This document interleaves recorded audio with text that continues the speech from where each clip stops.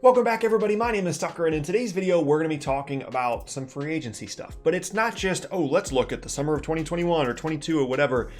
It's more of a general conversation about free agency and about the summer of 2019 and if we're ever going to see that level of player movement again. Because we continue to hype up different off seasons, and now that we're getting closer to the summer of 2021 and some circumstances are changing, it's possible we're never going to see a summer like that ever again, and that's what I want to talk about in today's video. But quickly, before we get started, if you enjoy content like this, then consider subscribing. I upload twice a day, every day, all throughout the NBA offseason, and it's a great place for consistent NBA content. You can also leave a like rating on this video as well. Helps me out a ton, lets me know that you're enjoying this piece of content so I can make other content like this, and it helps get the video out to more people on YouTube as well. And you can also hang out with me at various socials at the bottom of the screen that are also linked in a link tree down in the description below. But with those things said, let's talk about some general free agency stuff here. So we've kind of been anticipating this summer of 2021, honestly, for like 2 years, right? Like from the time that a lot of the movement happened in the summer of 2019, immediately we went to 2021. These guys are all going to be free agents.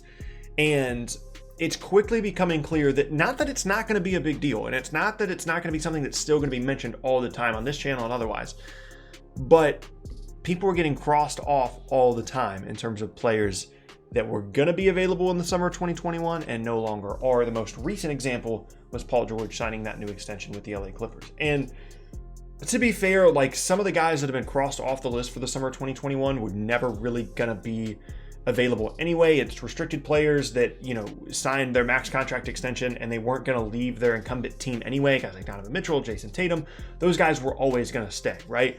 But when you're looking at Gordon Hayward, who has opted out and signed a new deal, got Paul George, LeBron signed an extension. Anthony Davis could have been a part of the summer of 2021 if he opted into his player option. He has now signed a longer deal to stay with the LA Lakers. And now we're looking at a list for the summer of 2021 that includes Giannis and Kawhi, still two huge names, but it's looking, I still think that Giannis is going to stay, and then Kawhi, we don't really know, but it seems like the Clippers are still the front runners. And then you've got Rudy Gobert, Victor Oladipo, Drew Holiday, Kyle Lowry, DeMar DeRozan, Mike Conley. Those are still really good players, but most of them are either getting older, coming off of injuries, or maybe you question their effectiveness. Guys like Rudy Gobert, you question whether they're worth an absolute ton of money. So I say all that to say, are we ever going to see a summer like the summer of 2019 again? Because that was the craziest stretch of content I can ever remember making. It was like every single day, not only throughout like the week of free agency, but then literally a month after that, there was always something happening. There was a trade rumor, there was a trade, there was a huge free agency signing, and so many different big name players changed teams. This is the list. Kawhi and Paul George. I specifically remember that we didn't know where Kawhi was going to go. I thought it was going to be the Clippers, but I didn't really know. I went to sleep and I woke up and Kawhi Leonard and Paul George were both on the Clippers. And I was like, what? How did that happen? So there's the first two, right? Kevin Durant and Kyrie Irving. I wasn't positive because I wanted to not, raise my expectations too high, but I was pretty certain those two guys were going to go to Brooklyn, okay? Kemba Walker, bit of a surprise, ended up in Boston. Russell Westbrook got traded later in the offseason. Anthony Davis got traded later in the offseason. Al Horford signed a free agency deal. D'Angelo Russell changed teams as a result of Kevin Durant technically sign and trade, but still basically free agency thing there. Jimmy Butler got signed and traded. Chris Paul was traded, and Mike Conley was traded. That's like half the All-NBA guys from the season before all got moved within a span of like a month and a half to 2 months because of all the different trade stuff. And to be fair, a lot of times when we talk about the summer of this year, we're talking specifically about free agency, right? It's not just trade stuff. And a good amount of these guys that we're talking about from the summer of 2019 were traded players. Even guys that, like Kevin Durant, that were signing in Brooklyn anyway, were a part of trades. It's not just Kevin Durant, but it's Paul George, it's Russell Westbrook, Anthony Davis, D'Angelo Russell, Jimmy Butler, Chris Paul, Mike Conley. But still, it's worth asking, are we ever going to have a summer like that ever again? Because I think once it happened, people were like, oh, this is going to be a thing. Every 2, 3, 4, 5 years, we're going to see this crazy free agency class where all these different guys change teams. And I think as the summer of 2021 gets closer, we're starting to see that might not be the case ever again, because Giannis could easily sign the Supermax within the next couple of weeks.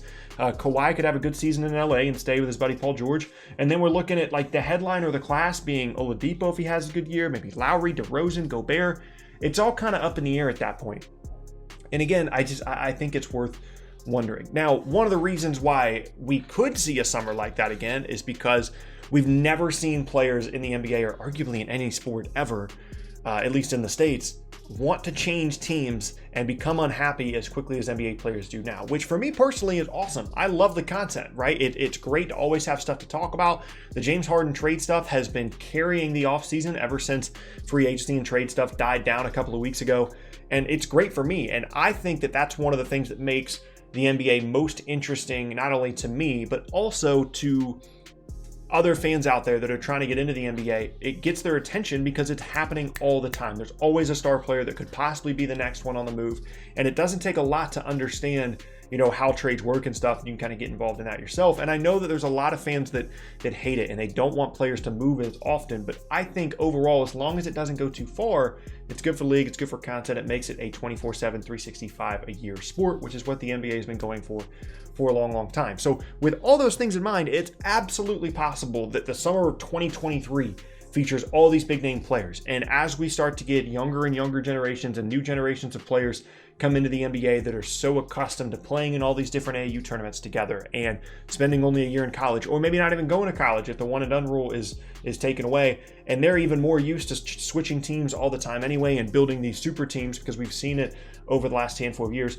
Maybe it'll happen. It'll be 1 year where half the All-NBA guys get moved again. But as we start anticipating classes like the summer of 2021, and now we're seeing guys crossed off that list, I'm wondering if it's worth getting excited about these free agency classes before they actually get there. Because we knew 2019 was going to be a big year. We didn't know it was going to be as big as it ended up being, with guys like Russ and Paul George being traded, who would literally just sign new big contracts.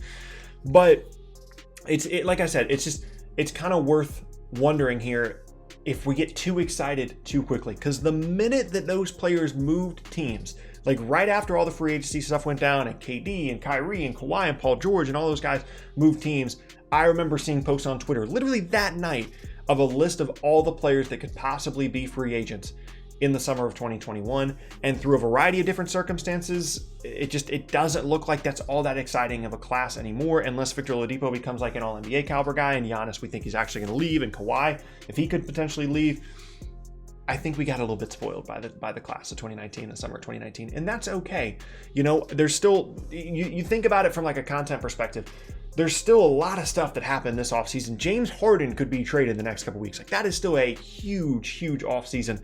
And maybe that's just where we're at, is we won't have this huge group of players changing teams like we had in 2019, but we'll always have at least one or two big names in every single offseason. And with the amount of star power that the NBA has now, it's not unlikely that those kinds of things are going to happen as players continue to get more and more accustomed to changing teams and requesting trades when they do become unhappy. The only other thing that I could see possibly making this not as common of a thing is whatever happens with the next CBA, because at some point the owners are going to push back, and at some point they're going to say, we need a little bit more control over when these players can and cannot just ask out. Because like when someone like Paul George can get moved after, like literally right after signing a new contract, it calls into question what the point of being under contract is in the first place if these teams are relatively powerless when these superstars do want to be traded. Now, they're getting more in exchange for star trades than anyone ever has. Drew Holiday just was involved in a trade in which the Pelicans got like 3 first-round picks unprotected from Milwaukee and a couple of pick swaps, I believe as well. Like, the asset exchange has never been higher for star players, or even not even star players, if you're depending on what you're considering Drew Holiday here. So at least that's a positive. But at some point, the teams are going to come up with something else, whether it's having no trade clauses become more common in trades or in contracts, or whatever the case may be. I think that's the one thing that could kind of push us back. But I think at the end of the day, the conclusion that I've come to is the summer of 2019 was a special summer, at least for this generation of NBA players. Maybe 10 years from now, when everything is completely new and we have all these new players, there's no, even someone like Jason Tatum is, starting to be pushed out of the league. All those guys are gone. And there's this entire new generation of players that are so much more used to switching teams, even more used to it than these guys. Maybe it will be a thing again, but I just kind of an appreciation thing about like how crazy that summer was and how quickly names are getting crossed off here in the summer of 2021. But that is going to be the end of today's video, and I thank you all very much for watching. Once again, my name is Tucker. If you missed any of my previous videos, then be sure to check out the boxes on screen. Thanks again. Hope you guys have an awesome rest of your day, and I will see you all next time.